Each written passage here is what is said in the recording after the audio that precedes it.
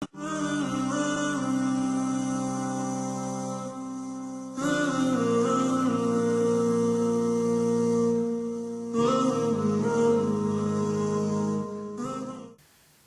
wa salatu wa salam ala rasulillah wa ala alihi wa ashabihi ajma'in.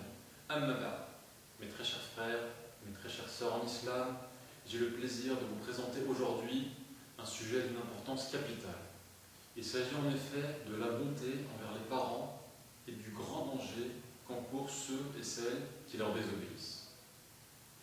Frères et sœurs en islam, la bonté envers les parents figure certes parmi les caractères auquel l'islam a accordé une très grande attention.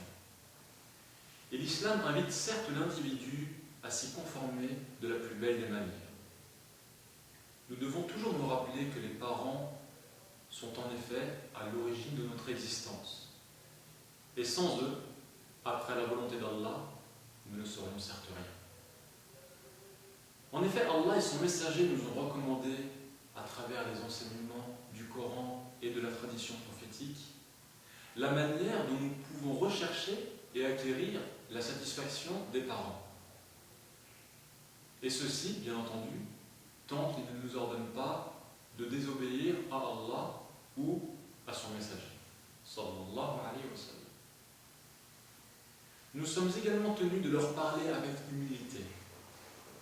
Et nous devons tout faire pour éviter de nous montrer hautains à leur égard ou orgueilleux.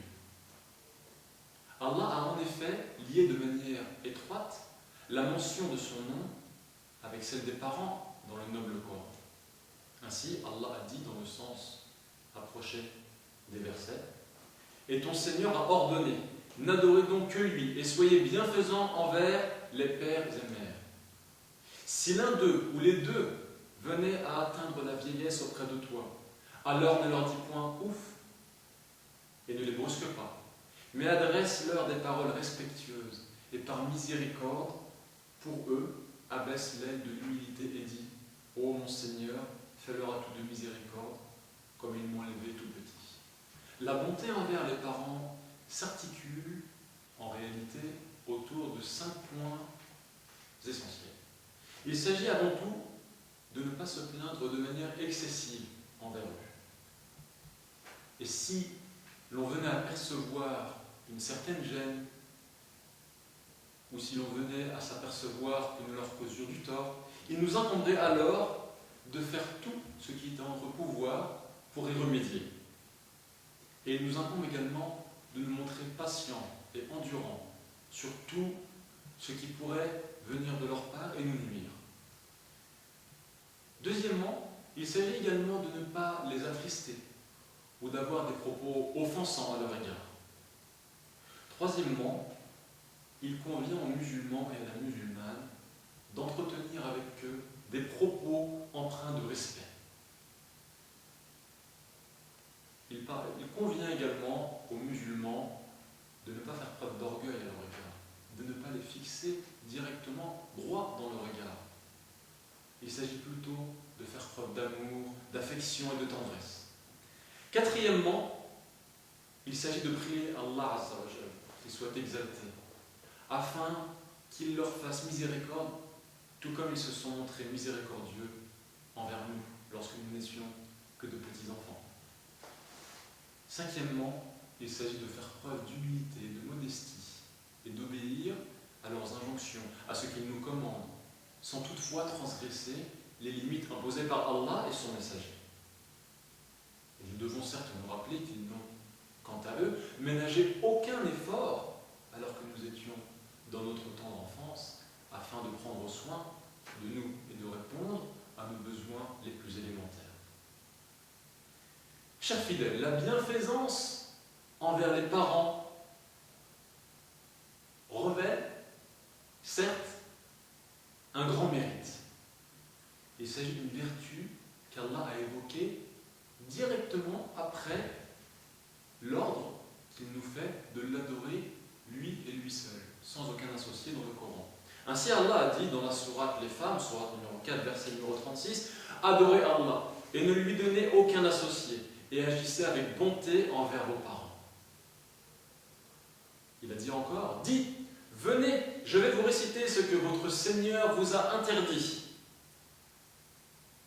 Ne lui associez rien et soyez bienfaisants envers vos parents.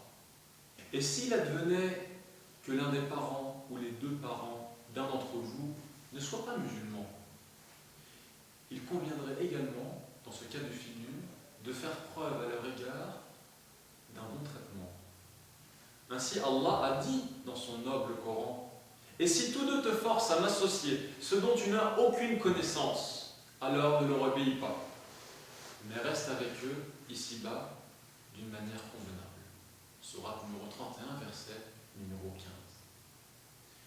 Mes très chers frères, mes très chères sœurs en islam, la bienfaisance envers les parents comporte de nombreux bénéfices, aussi bien dans cette vie présente que dans l'au-delà. Elle permet ainsi à celui qui fait preuve d'une bonté filiale envers ses parents de rentrer au paradis, comme l'a dit Abu Huraira, un des compagnons du prophète, sallallahu alayhi wa sallam. Il a dit: « Quel malheureux, quel malheureux, quel malheureux !» On lui demanda: « Mais qui est ce malheureux, ô messager d'Allah ?» Il a dit: « Celui qui a vécu avec ses parents, ses deux parents, ou avec l'un d'eux dans la vieillesse, puis n'est pas entré au paradis. » Parmi les autres bienfaits qu'amène la bonté envers les parents, nous pouvons également mentionner le fait qu'elle garantit la longévité et est source de richesse pour celui qui se montre bon à leur égard. Ainsi le prophète, sallallahu alayhi wa sallam, a dit: « Rien ne repousse le destin, si ce n'est l'invocation. Rien ne prolonge la vie, si ce n'est la bienfaisance envers les parents. » Et dans un autre hadith, il a également mentionné le fait que quiconque voudrait qu'on allonge pour lui, que l'on prolonge pour lui sa vie et que l'on augmente sa subsistance, alors qu'il soit bienfaisant envers ses parents et qu'il entretienne bien ses liens avec eux. La bonté envers les parents est également la cause de l'agrément du Tout-Puissant, d'Allah, qu'il soit exalté. Le messager d'Allah, sallallahu alayhi wa sallam, a ainsi dit: « Allah sera satisfait de son serviteur tant que ce dernier aura satisfait ses parents. Sa colère aussi dépend de celle de ses deux parents. » Ce hadith a été rapporté par Al-Tabarani et a été authentifié par Cheikh Al-Albani. La bonté envers les parents est également une source de fierté et de satisfaction pour eux. Et de ce fait, ils prieront pour leurs enfants qui seront montrés bons, doux et agréables à leur égard. Ainsi, le prophète nous a rapporté dans un hadith qu'il y a 3 types d'invocations qui ne sont jamais repoussées. La première, l'invocation de l'opprimé. La seconde, celle du voyageur. Et la troisième est celle des parents pour leurs enfants. La bonté envers le parent est également une source pour les enfants de droiture dans la progéniture qui sera la leur. Ainsi, l'on dit souvent que la bienfaisance envers les parents est comme un prêt que les enfants ont voué à leurs parents lorsqu'ils les élevaient dans leur jeunesse et qu'ils retrouveront arrivés à maturité dans leur vieillesse. La vie n'étant que créance et acquittement, il s'agit donc de traiter, ô vous les enfants, vos parents avec douceur, affection, en leur montrant, tant que vous le pouvez, et en faisant preuve du plus grand des biens à leur égard. La louange est à Allah, le Tout-Puissant, l'Omniscient. Il sait tout ce que nous faisons. Il connaît le secret des cœurs.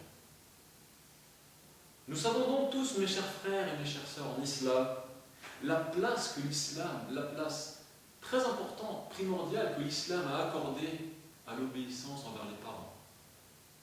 Il s'agit d'un acte qui, à défaut d'être fort recommandé, est même obligatoire.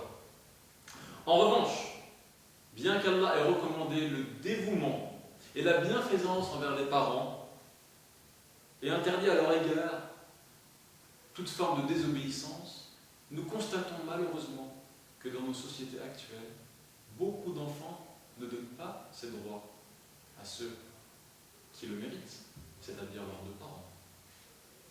L'islam a ainsi classé au rang le plus bas celui qui se montre ingrat, injuste, qui se montre orgueilleux envers ses parents. Et c'est ainsi que le compagnon Abdullah ibn Amr a dit, lorsqu'un bédouin vint le trouver, il lui dit: Ô messager d'Allah, quels sont les grands péchés? Il lui répondit: le polythéisme, c'est-à-dire le fait de donner un associé à Allah. Et après cela, rétorqua le bédouin, il dit alors: la désobéissance aux parents. Chers musulmans, il est très important que nous prenions tous conscience de la gravité de ce sujet, qui consiste à désobéir à nos parents.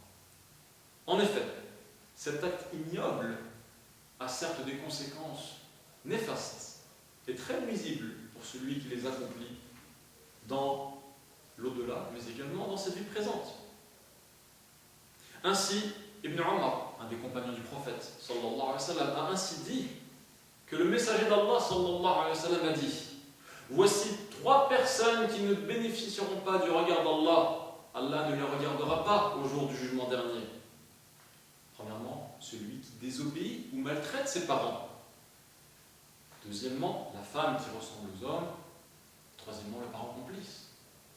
Et 3 hommes n'entreront pas au paradis: celui qui désobéit à ses parents ou les maltraite, l'alcoolique, et celui qui se vante des biens qu'il a accomplis. Aussi, nous t'implorons, ô Allah, que tu fasses de nous des gens dévoués envers leurs parents. Ô Allah, pardonne-nous nos péchés, et que la paix et les bénédictions d'Allah soient sur son messager, sur sa famille et ses compagnons, ainsi que sur tous ceux qui les ont suivis dans la bienfaisance jusqu'au jour du jugement dernier. Barakallahu.